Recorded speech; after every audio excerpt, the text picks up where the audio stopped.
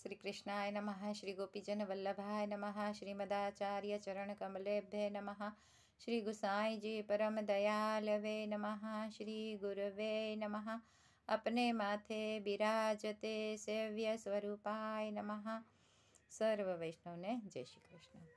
गत विडियोमां आपणे महाप्रभुजीनी आसुर व्योमोह लीला जोई अने श्री महाप्रभुजीनुं जीवन चरित्र टूंकमां जाणवानी माणवानी कोशिश करी।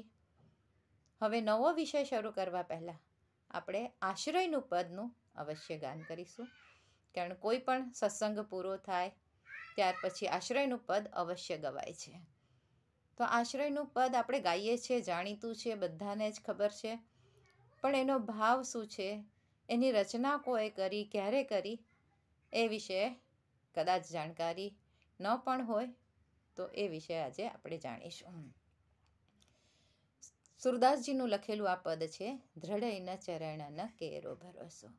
જ્યારે સુરદાસજીનો અંતિમ સમય હતો ત્યારે ત્યાં વૈષ્ણવો ભેગા થયા. શ્રી ગુસાઈજી પણ ત્યાં પધાર્યા અને ગુસાઈજીએ કહ્યું કે આ પુષ્ટિમાર્ગનું જહાજ ડૂબી જાય છે, ડૂબવાનો સમય આવ્યો છે, તો જેને જે કંઈક લૂંટવું હોય એ લૂંટી લો. ત્યાં એક વૈષ્ણવે પ્રશ્ન કર્યો સુરદાસજીને કે આપે અત્યાર સુધી અનેક પદોની રચના કરી, પણ એ ઠાકુરજી માટે કર્યા, શ્રી વલ્લભ માટે તો આપણે એક પણ પદની રચના કરી નથી.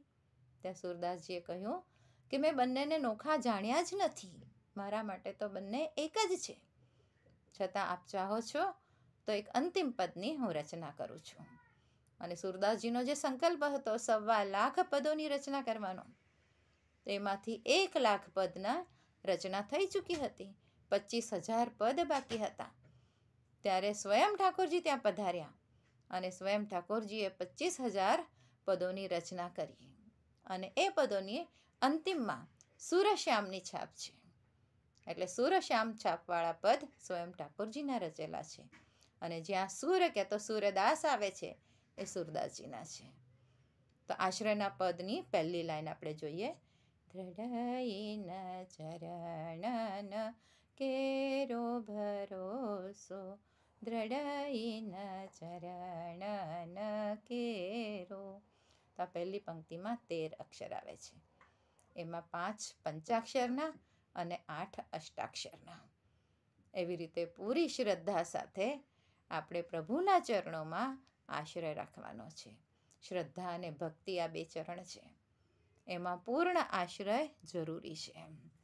તેના પછીની લાઈન છે શ્રી વલ્લભ નખ ચંદ્ર છટા બિન, સબ જગ માં જહી અંધેરો ભરોસો, દ્રઢ ન ચરણ ન કેરો. આ બીજી પંક્તિમાં 21 અક્ષર છે. એનો ભાવ એવો છે કે 10 પ્રાણ અને 11 ઇન્દ્રિય, આ બધાની શુદ્ધિકરણ હોવું જરૂરી છે.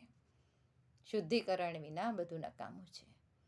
તો આ પંક્તિનું ગાન કરવાથી એની શુદ્ધિ થાય છે અને શુદ્ધ તન મનથી આપણે પ્રભુમાં આશ્રય મળે છે.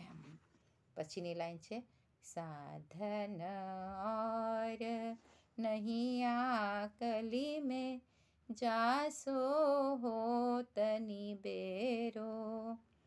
તો આ પંક્તિમાં નિસાધનતા બતાવવામાં આવી છે, કારણ ભક્તિ માર્ગમાં નિસાધન હોવું ઘણું આવશ્યક છે. નિસાધનતા વગર કોઈ જાતની આપને પ્રાપ્તિ થતી નથી. એમાં 18 અક્ષર છે અને એનો ભાવ એવો છે કે ભાગવતજીના જે 18,000 શ્લોક છે એ, અને શ્રીમદ ગીતાજીના 18 અધ્યાય છે. આ એક પંક્તિનો પાઠ કરવાથી શ્રીમદ ભાગવતનો પાઠ અને શ્રીમદ ગીતાજીનો પાઠ કરવાનું ફળ પ્રાપ્ત થાય છે. આ પંક્તિમાં એક અક્ષર ગીતાજીના એક અધ્યાય સમાન છે, એટલે 18 અધ્યાયના એક અક્ષર, અને શ્રીમદ ભાગવતજીના 18,000 શ્લોક, તો એના એ એક અક્ષર. આવી રીતનો દૃઢ ભાવ એની અંદર આવે છે. અને અંતિમ પંક્તિ છે સુર કહા કહે દુબિધ આંધરો, બિના મોલ કો ચેરો ભરોસો. દ્રઢઈન ચરણ કેરો. આમાં 19 અક્ષર છે અને તેનો ભાવ સુબોધિનીજીમાં જે જણાવ્યું છે એ પ્રમાણે. તો 8માં શ્રી કૃષ્ણનું સ્વરૂપ છે, પછી 9માં શ્રી મહાપ્રભુજીનું સ્વરૂપ છે, 10માં શ્રી ગોપીનાથજીનું સ્વરૂપ છે, 11માં શ્રી ગુસાઈજીનું સ્વરૂપ છે, 12માં શ્રી પુરુષોત્તમજીનું સ્વરૂપ છે અને 13થી 19 એની અંદર ગુસાઈજીના જે 7 બાલક છે, 7 લાલન આપણે કહીએ છીએ, એમનો ભાવ છે, એમનું સ્વરૂપ છે. અને આ પંક્તિનું ગાન કરવાથી આપણે રાસલીલાનો અનુભવ પ્રાપ્ત થાય છે. એટલે ખૂબ શાંત ચિત્તથી જ્યારે આપણે આનું ગાન કરીએ છીએ તો આ બધા જ ભાવો આપણા મનમાં ઉદ્ભવવા જોઈએ. તો એનો અનુભવ આપણે જરૂર થઈ શકે છે. એકાગ્ર ચિત્તથી આનું ગાન અવશ્ય કરવું જોઈએ. આના પછીના વિડીયોથી આપણે બેઠક ચરિત્રની શરૂઆત કરીશું. સર્વેને જય શ્રી કૃષ્ણ.